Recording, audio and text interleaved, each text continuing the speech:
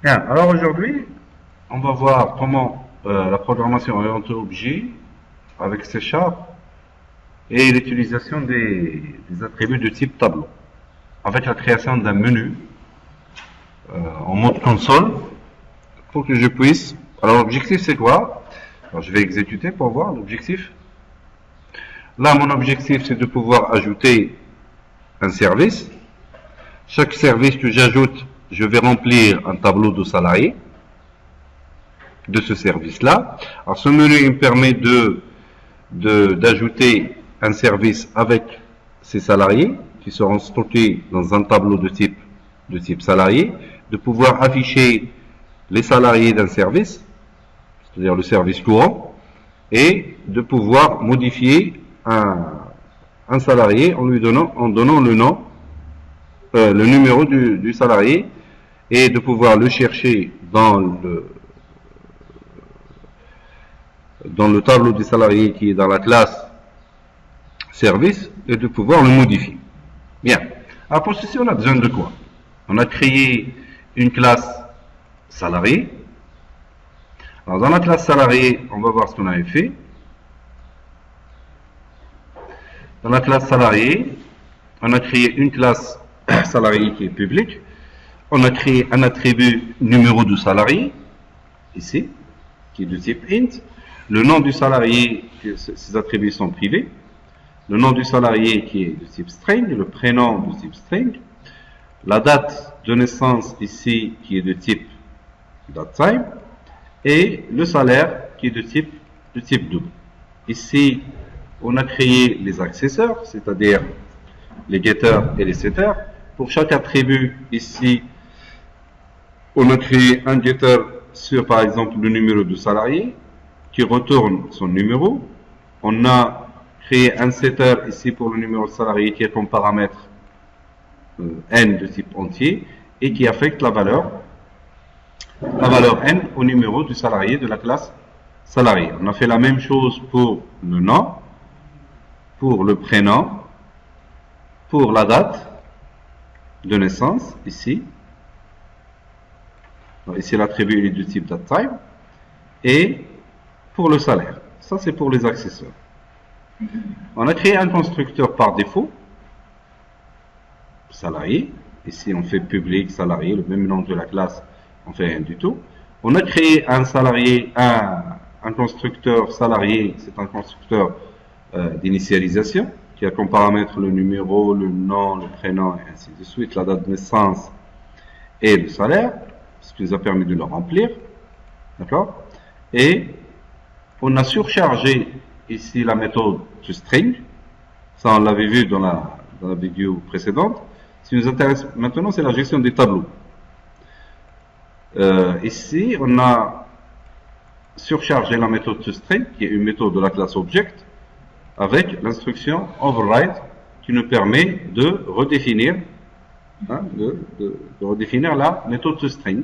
Et il va le faire, retourne le numéro 10.numa, c'est-à-dire le numéro de la classe courante, le nom de la classe courante, le prénom, la date de naissance et le salaire. Alors dans la classe service, ici. Alors dans la classe service, il y a quoi comme attribut? On a créé une classe service avec un attribut numService qui est de type entier, le nom du service qui est de type string, et on a ici créé un tableau d'objets salariés. D'accord? Alors, pour déclarer un tableau d'objets, pour déclarer un tableau en général, on fait le nom du tableau, d'accord? On ouvre un crochet et le ferme, et là c'est le type. C'est le type. Dans notre cas, c'est un type salarié. D'accord? Alors, ici, j'ai déclaré un tableau de type salarié qui s'appelle sal. Alors, il y a là new salarié de 50. Alors qu'est-ce qu'on a fait? Privat, salarié, ça c'est le type, c'est la classe salarié qui a le même nom ici. Regardez, si je vais ici, c'est la classe salarié. Regardez, c'est la classe salarié. Là, dans le service, j'ai déclaré un tableau de salarié qui s'appelle sal. Alors, syntaxe, c'est private, le type, j'ouvre le crochet et le ferme, le nom du tableau égale à new salarié de 50, ça c'est la taille du tableau. Après, ça c'est mon constructeur par défaut du service. Et ici, pour le constructeur renseigné, pour le constructeur d'initialisation de la classe service, je lui ai donné seulement le numéro et le nom. Le numéro qui est de type string qui est le même que l'attribut, et le de type int qui est le même que l'attribut, et le nom du service ici qui est de type string d'ailleurs, qui est le même de... Alors, là, j'ai affecté les valeurs, et qu'est-ce que j'ai fait dans cette boucle-là? Mon tableau, je l'ai initialisé, je l'ai déclaré, et dans le constructeur constructeur d'initialisation, j'ai mis toutes les cases du tableau salarié à nul. Alors, qu'est-ce que je lui ai dit? Pour i égale à 0, i inférieur à 50, salle qui est le nom de mon tableau, salle de i reçoit nul. C'est-à-dire que je vais, alors c'est sur cette base sur laquelle je vais travailler sur l'ajout d'un nouveau salarié. L'essentiel, c'est que lorsque j'instancie un objet service, il crée, je lui affecte le numéro du service, le nom du service, et le tableau qui est dedans, je vais mettre dans toutes les cases du tableau, je vais les initialiser à nul. Et après, j'ai travaillé un peu sur les accessoires. Alors, pour les accessoires, ici, pour le numéro, j'ai fait un accessoire pour le nom. C'est tout. J'ai pas touché au tableau. Pour l'accessoire du tableau, qu'est-ce que j'ai fait? J'ai fait seulement le getter parce que le setter n'a pas de signification. Ici. J'ai fait seulement un getter public salarié de type tableau. Get, je l'ai appelé getTab, qui me retourne le tableau salarié. C'est ça? Il me retourne un tableau de salarié. Maintenant, je voudrais ajouter un nouveau salarié. Pour ajouter un nouveau salarié, il faut que on s'est mis d'accord que lorsque je veux ajouter un nouveau salarié dans le tableau salarié dans la classe service, il ne faut pas que le numéro de salarié se répète dans ce tableau-là. Alors, ce que j'ai fait, j'ai créé une petite méthode de type booléen ici qui s'appelle chercher. D'ailleurs, je vais lui donner un paramètre de type entier. Je vais chercher par numéro de salarié. Alors, s'il le trouve, il me retourne true. S'il ne le trouve pas, il va me retourner false. À quoi ça va me servir? Cette méthode-là va me servir dans la méthode d'ajout. C'est-à-dire que je ne vais ajouter un salarié dans le tableau de salarié que lorsqu'il n'existe pas déjà dans le tableau. Sinon je ne l'ajoute pas. Bien.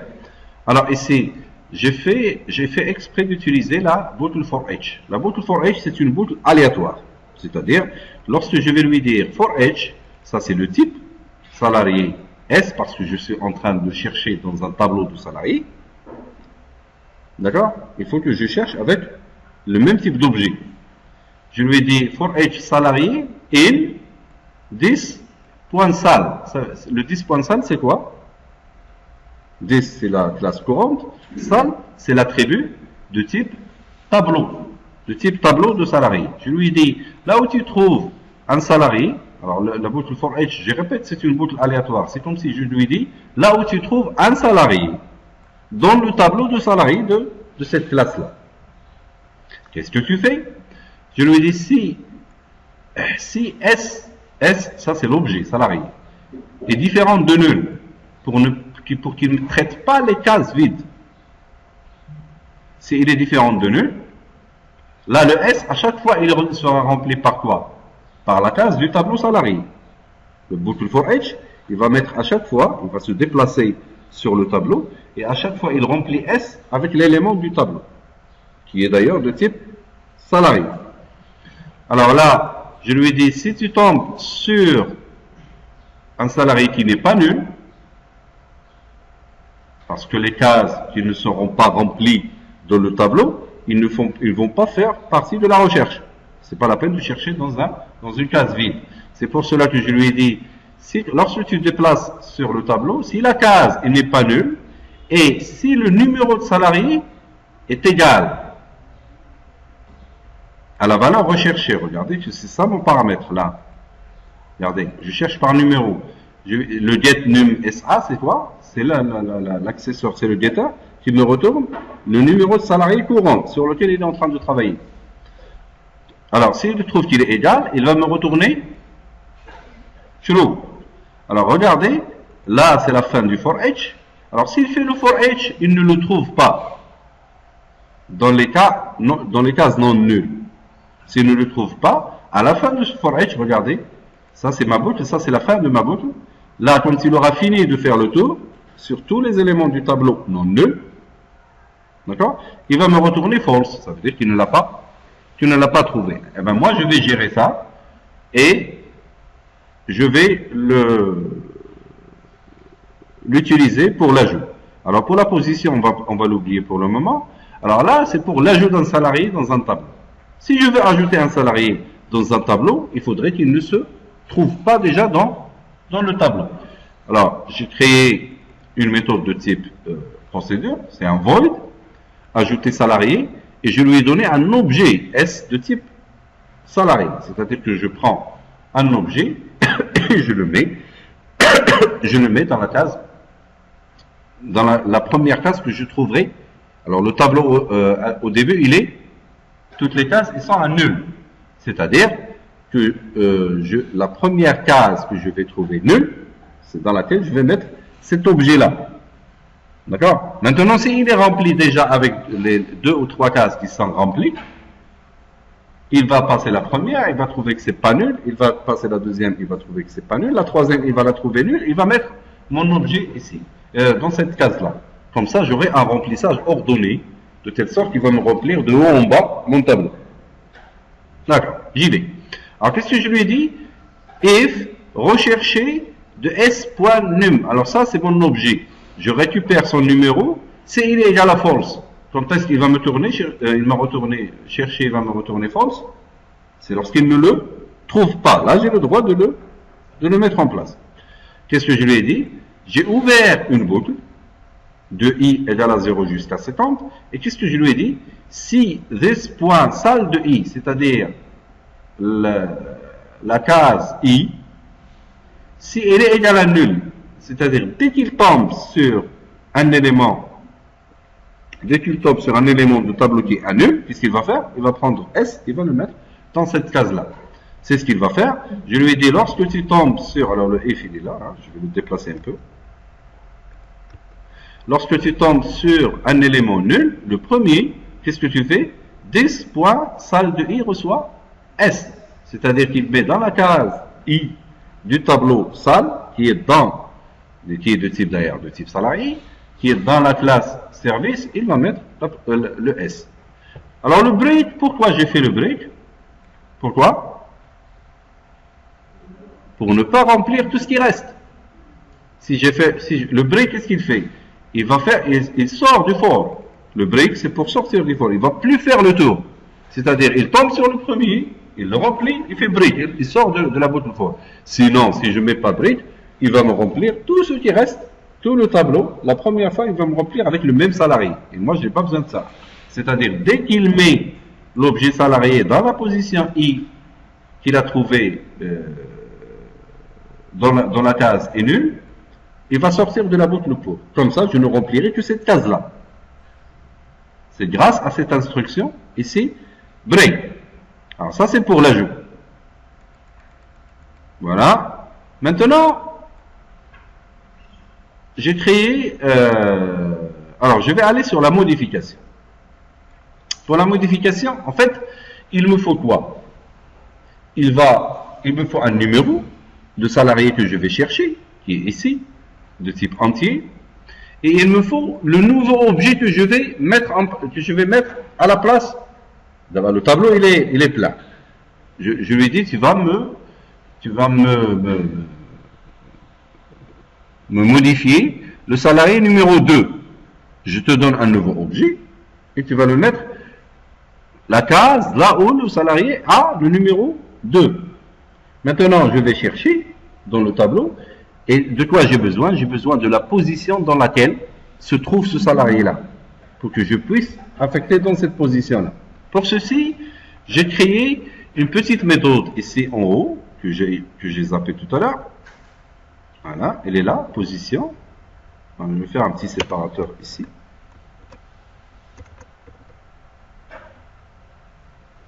Voilà. Ici, qu'est-ce que j'ai fait? J'ai créé une fonction, une méthode de type entier qui retourne un entier. Je lui ai donné un numéro. Il va chercher dans le tableau, regardez, le i, le compteur i, je l'ai mis à -1, j'ai mes raisons. Je vais y aller. Je vais lui dire pour i égale à 0 jusqu'à 50.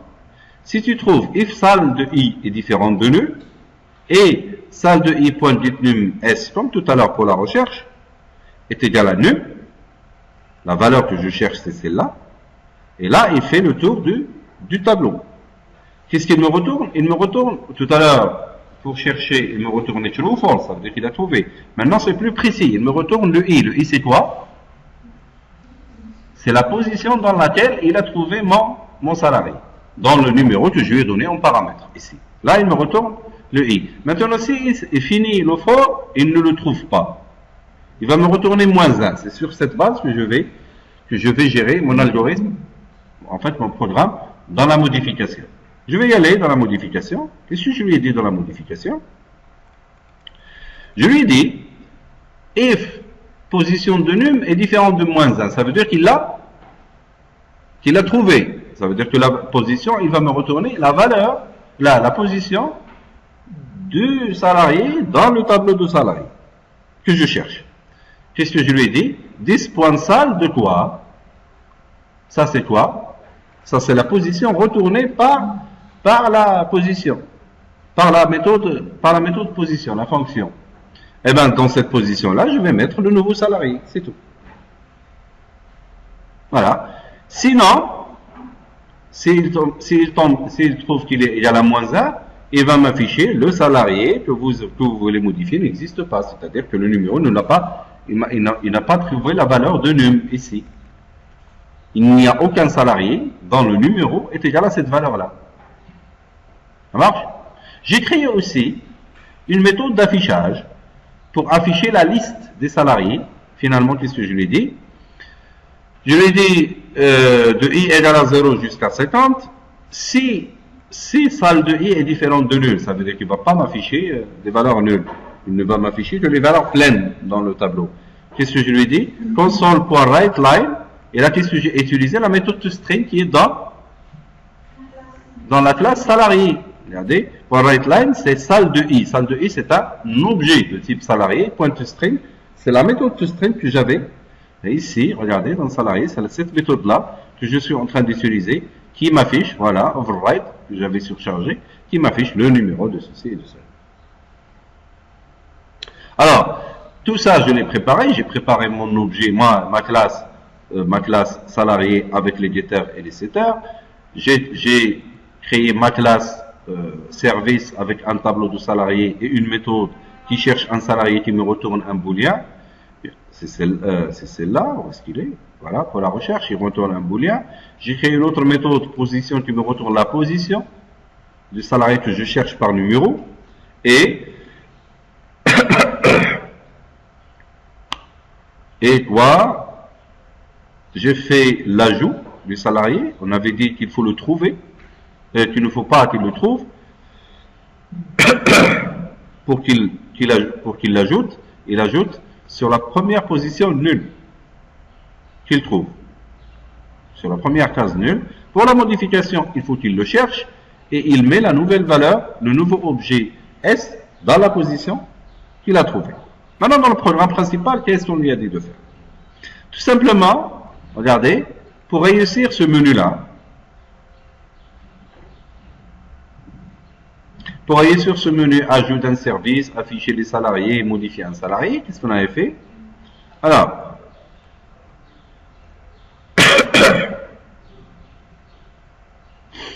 on a instancié un objet de type service.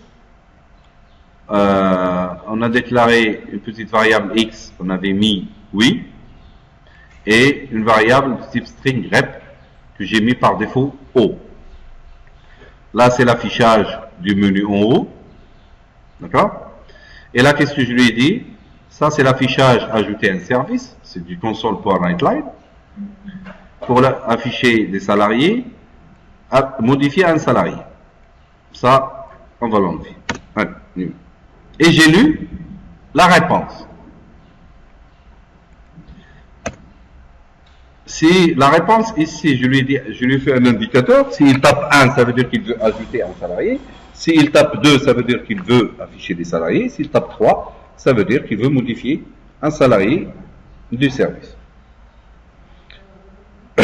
Plutôt, il veut ajouter un service, il veut afficher les salariés du service, ou il veut modifier un salarié du tableau service, du tableau salarié dans le service. Dans ma variable str, j'ai lu ce qu'il m'a écrit, ce qu'il m'a tapé. J'ai déclaré une variable de type entier que j'ai appelée switch expression. Et ici, le readline, il retourne un string. Pour que je puisse l'affecter dans une variable de type int, je l'ai parsé. Je peux transformer la valeur. Si elle est écrite, s'il est écrit A, je ne peux pas le parser. S'il est écrit X, je ne peux pas le parser. Mais s'il écrit un chiffre, même s'il est considéré dans le readline en tant que string, je peux le parser et le transformer en entier. Il est lisible. On y va. Alors pour parser, c'est int.parse, c'est la syntaxe de C#, pour transformer un string, une valeur qu'il considère un string, qu'il la transforme en entier. Int.parse, et là je mets la valeur qu'il a écrite. Regardez, et là je fais un switch. C'est les cases, c'est les cas. Switch, cette expression de type entier. Je lui dis case 1, ça veut dire que si la valeur qu'il a tapée est 1, qu'est-ce que je lui dis? Là je rentre, je lui demande console.writeLine dans le numéro de service.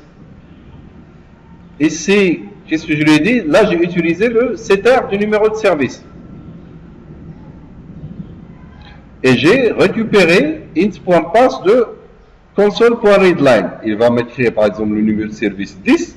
Je le transforme, il est considéré en string, je le transforme en entier. Et j'utilise le setter qui accepte un entier. Et là, qu'est-ce qu'il a fait?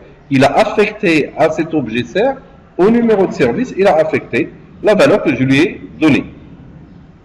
Je passe au nom, j'ai fait la même chose, là je n'ai pas de parse, puisque le nom, déjà, du service, c'est un string. Je récupère directement, ici, le console.readline. Maintenant, une fois que j'ai fini avec le service, il faut que je remplis le tableau. Il faut que je remplis le tableau de salarié de ce service-là. J'ai déclaré un objet de type salarié. Ici, salarié S égale à new salarié. Je lui ai demandé le nom et je fais, là je suis en train d'utiliser quoi? Je suis en train d'utiliser le setter que j'ai recréé dans la classe salarié. J'ai récupéré le nom, j'ai récupéré le prénom, le numéro, je fais le int, le nom, j'ai fait la même chose. Ici dans la date, je transforme datetime.parse et je récupère la valeur et je la mets dans la date de naissance. Pour le salaire c'est un double, c'est double.parse. Et j'ai récupéré avec le setter. Après, qu'est-ce que j'ai fait? J'ai fait le nom de mon objet service, point, ajouter salarié. C'est une méthode que j'avais créée pour l'ajout dans le tableau. C'est le premier qui va trouver nul, il va mettre cet objet-là. Et cette instruction-là, c'est console.writeLine. Vous voulez ajouter un autre salarié. Je lis la réponse, d'accord, et j'ai fait un while.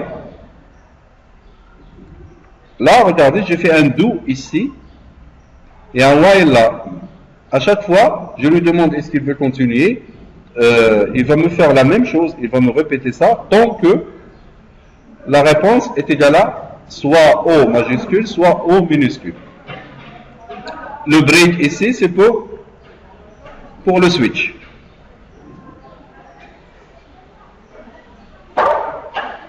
Case 2, j'appelle le service, dans la classe service, j'appelle la méthode afficher liste des salariés.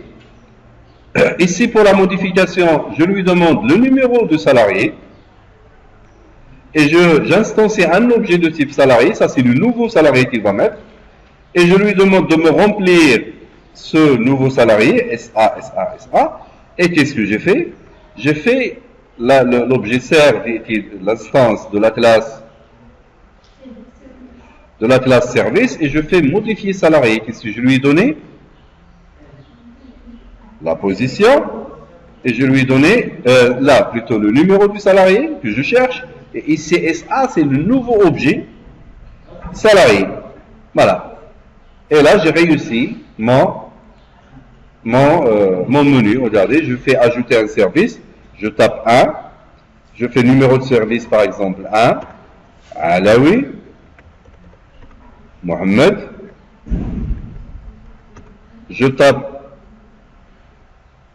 je suis en train d'écrire des bêtises, là je fais 1, donnez-moi le numéro de service, je fais le service numéro 1, le service par exemple achat, d'accord? Là il a rempli les attributs du service. Là il me demande pour le salarié, pour que je puisse ajouter des salariés. Je fais le salarié par exemple 22, il s'appelle Alaoui, Momo, la date de naissance je fais le 1980, je tape donner le salaire du salarié, il est à 12 000. Là, il me dit, voulez-vous continuer? C'est ça le switch sur lequel, le do while. Le do while, il est en train d'agir. Je vais ajouter un nouveau salarié. Je fais TED. Ça, c'est le numéro du salarié. Il va m'afficher une erreur. Je fais 33. Je vais le nom TED. Et je fais Sheima. Je fais une date de naissance. Alors, le 2000. Bon, je m'en fous. Le salaire, je le fais à 10 000. Tu vas devenir schéma. Voulez-vous ajouter un autre salarié? Je fais non, N. Et je sors. Là, il me retourne sur le menu. D'accord? Grâce au while. C'est ça que j'avais fait. Et maintenant, si je veux afficher les salariés, je tape 2. Regardez. Là, il m'affiche les 2 salariés que j'avais dans le tableau salarié de la classe de l'objet service. Si je veux modifier un salarié, je tape 3.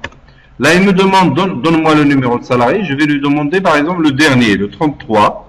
Regardez. Là, il me demande, donne-moi le nouveau. Je fais du 44. Je fais par exemple Ashori, Samir, la date de naissance, je fais le 05 12 1971. Pour le salaire, bon, je fais du 20 000. Là, il m'a modifié. Qu'est-ce que je fais? Je fais afficher pour voir est-ce qu'il a vraiment modifié. Le 33 est devenu maintenant 44. Je fais 2. Je tape entrée. Là, je me retrouve avec le numéro. Bon, moi, ici, j'ai oublié de mettre les espaces. Là, le nom Ashoré, le prénom et la date de naissance et le salaire et ainsi de suite. Voilà. Ça, c'est pour pouvoir utiliser, manipuler les tableaux. Après, dans la prochaine vidéo, on va voir qu'il y a d'autres objets comme les listes, comme les array lists qu'on peut utiliser simplement au lieu de gérer des tableaux comme ça, c'est un langage de 4e génération qui nous permet de faire pas mal d'autres choses. Pour le moment, on a traité les tableaux dans une classe. Bien, je vous remercie.